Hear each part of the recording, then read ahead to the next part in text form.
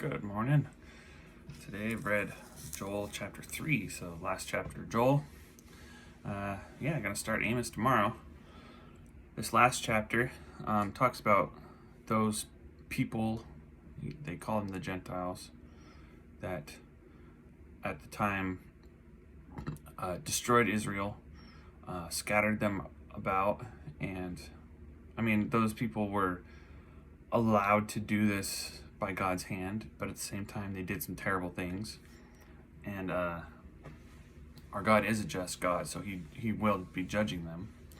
They did things like child prostitution and just horrible things. God called them out on it. Even those all the countries along the coast of Palestine, all of you were bad. He says, we're sinful. And then he move on to the day of judgment in the valley of Jehoshaphat. It turns into the valley of judgment.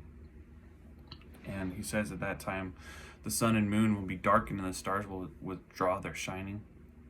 And the voice of the Lord will come out from Zion and it will shake the earth and everyone will know it's the Lord, and he's going to make it so that the people, his people, will be free from any harm. So that must be in the future. That's not happening. They're still much contended land down in Israel. So that's probably a future date, sometime in Revelations when the new Israel is created and it stands forever. But it brings to mind, like, our God is a judging God and he's going to judge these people, but that was a long time ago. Has he not judged them yet? God's judgment falls on his timeline. That's the thing. We can't forget, though, that he judges us individually as well. So these people who did horrible things, they also face punishment in eternal hell, right? If they never turn to God.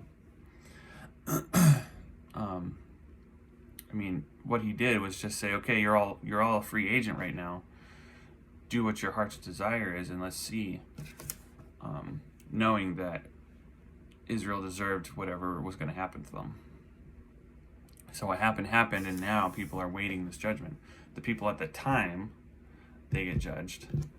And then the people afterwards, who are continuing this evil, they're going to be judged as well. So it's like God's timeline for judgment is completely different than my own,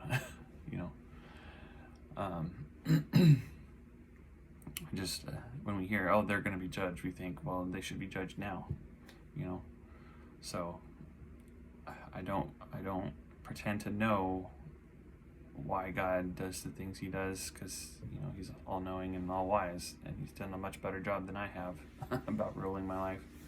So just know that it's coming, and those are the signs that'll happen. I think Christians will be gone, will be raptured before we see this.